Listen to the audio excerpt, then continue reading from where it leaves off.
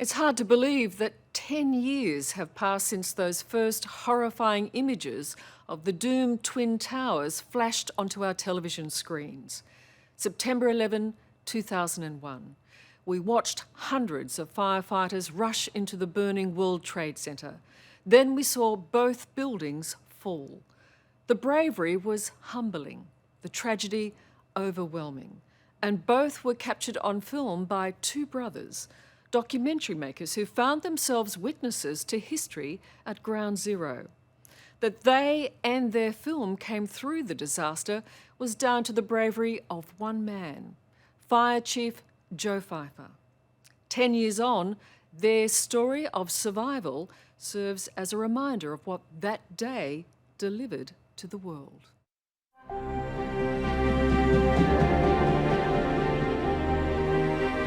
It's still the world's most famous city skyline, and it's hard to believe it's been 10 years since this. 9/11, the day the world will never forget. The day New York's Twin Towers were reduced to rubble, killing 2,750 people. The day two brothers, Jules and Gideon Norday, miraculously survived, and with them, the only footage filmed from inside the collapsing towers. Of all the things that you experienced, what stays with you most? The horrible images. That lady burning alive. It's the remains of the jumpers. And you, Gideon? Yeah, like most people on that day, it would be the sound of a plane. It would be a particular smell, burning smell. Those kind of things, yeah, it just takes you right back. French filmmakers, Jules and Gideon, were making a documentary on a Manhattan fire station, Engine 7, Ladder 1. They think I'm the only guy that helps in this firehouse. The shoot had been a documentary maker's nightmare, totally uneventful. It's going to be a beautiful day today, sunshine throughout. And the morning of September 11 was shaping up to being just the same. At 8:45 a.m, Jules was with Station Chief Joseph Pfeiffer, investigating a gas leak. As they were milling around, checking to see the levels, I remember I was filming him like that, and we hear this roar. So I look up, and in between I see that American airline flight, that close, that fast. So by the time it goes behind this building... Yeah, I literally have a second to turn the camera. It was going that fast that when I look this way, I film it, it goes straight into the tower.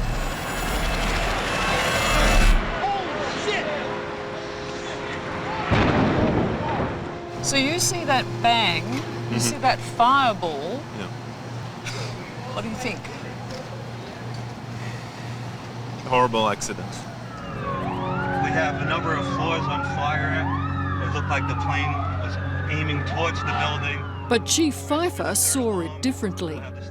We knew right away, as soon as we saw the plane aim for the building, that this wasn't an accident, that this was a terrorist event. Chief Pfeiffer and his crew, with Jules on board, would be the first to respond. I remember telling myself to slow down. There's a million thoughts going through your mind, and it was like, slow down, what do I need to do next? Joe Pfeiffer had spent nearly 30 years fighting fires, saving lives. But nothing could prepare him for what he, and especially Jules, were about to encounter. The chief is putting his gear on. I asked him, Chief, can I come in with you? And he said, yes. Yeah, you stay with me. Never leave my side, stay with me. And as we enter the lobby, we hear screams, and just as I'm entering these revolving doors, right next to me is a person burning alive. But it was one of the images that kind of got seared into my mind, and also probably where I decided not to film, to censor myself. With a look of disbelief, firefighters began to assemble in the lobby of the North Tower. You don't have an elevator yet? all of its 99 elevators were out, and horrifically, some people trapped 70 floors above were now jumping. At first I thought it was debris falling, because the noise, it was almost like an explosion every time. And then I heard one of the firefighters who said, "We've got jumpers." That was telling you that this was a very serious situation, obviously. It made it urgent that we needed to get up there to save those that were in their greatest moment of need and that were trapped above the fire. And that's what the firefighters saw, and that's what they did. You saw a plane go in? A plane went straight into the building, right there into the side. Several blocks away, Gideon Norday headed to the World Trade Center to look for his brother. On the way, filming stunned New Yorkers who, like him, could barely comprehend what they were seeing. Like something out of the Tower Inferno, like a movie. I thought, damn, for the entire summer we were hoping for a fire. And suddenly remembering what the firefighters kept telling us, be careful what you wish for, because it might happen. But Gideon arrives only to see a second plane, United Airlines Flight 175, slam into the South Tower.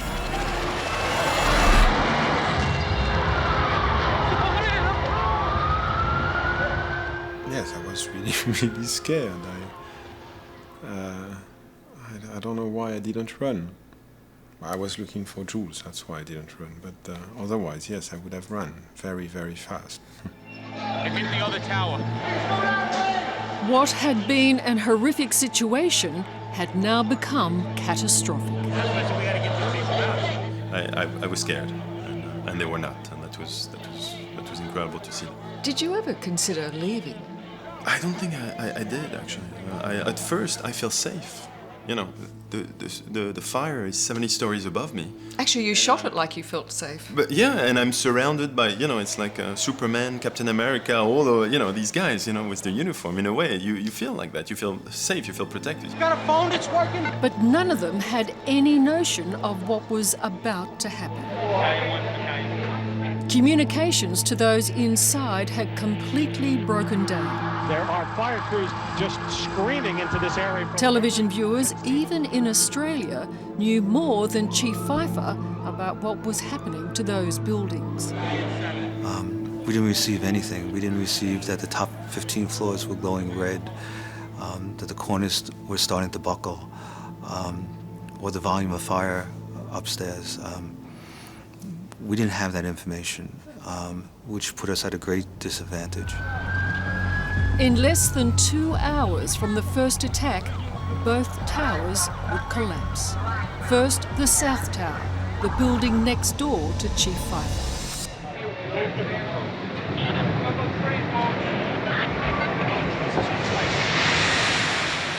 We thought maybe part of the plane fell from the roof and was crashing through the windows.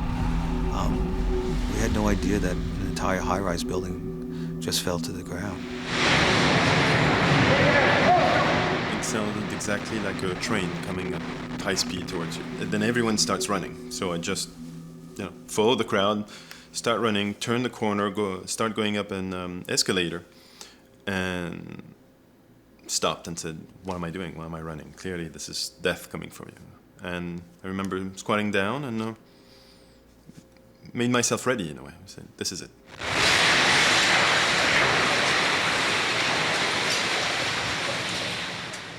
And then extremely quiet, nothing. And remember someone said, "Is everybody okay?" Everybody all right? Yeah, I'm okay. All units, evacuate the building. In the dust and confusion, Chief Pfeiffer finds a way out, but not out of danger. Let's move! Come on, officer! It wasn't long before they heard that freight train sound again. The North Tower was collapsing.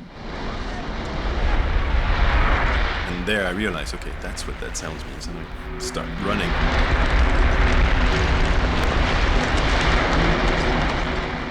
And after about 20 feet, I said, okay, what am I doing? Am I trying to outrun a 120-story building? It's ridiculous. So I jump in between two cars. I can remember seeing Jules crouched behind a truck. He was there with his camera and a t-shirt. And as a typical firefighter, I have bunker gear on, so let me jump on top of him and protect him. It sounded like a good idea at the time until I realized it was the steel crashing around us, and the entire street went completely black.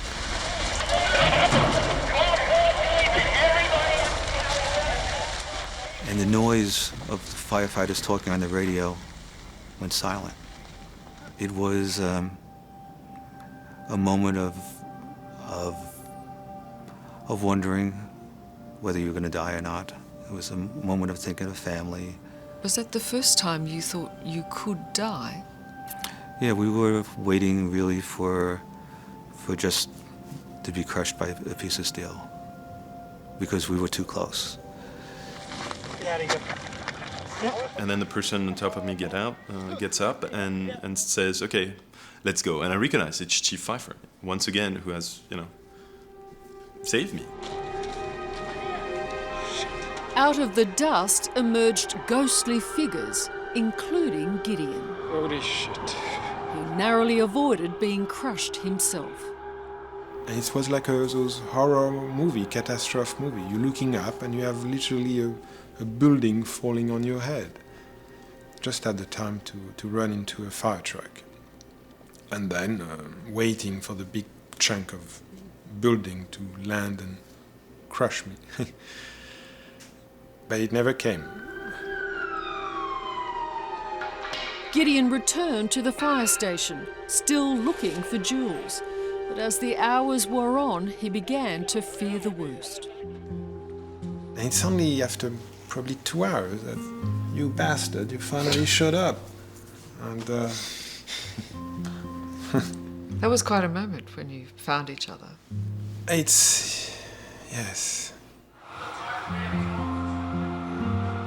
That Jules had survived when so many hadn't was incredible. That, he says, was because of one man, Chief Pfeiffer. Oh, he's my hero. Chief Pfeiffer saved my life over and over, and I owe him the fact that I'm here right now.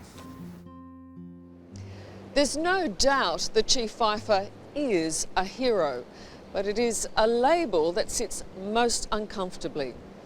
He had to make a lot of decisions that day. One would ensure that Jules lived and that two brothers saw each other again. The other would cause Chief Pfeiffer eternal grief.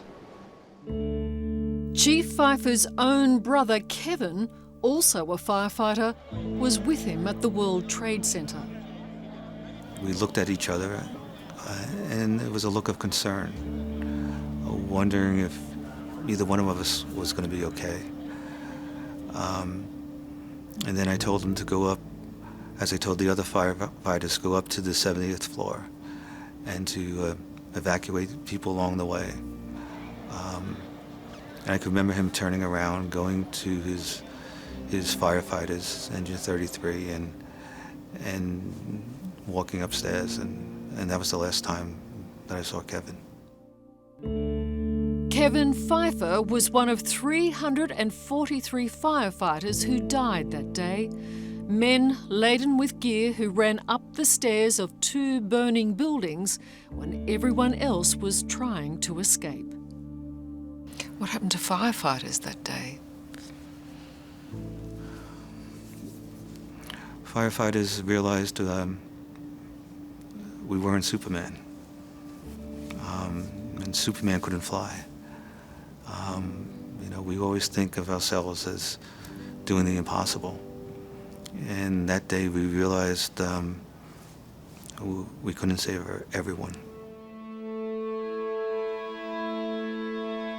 10 years on, and the site of the World Trade Center is still a massive construction zone. 2 large reflection pools have been built in the footprints of the towers. No one who is old enough to remember will ever forget the events of that day, least of all 2 French brothers. The moment you're confronted by your own mortality, it has to change you, in different ways.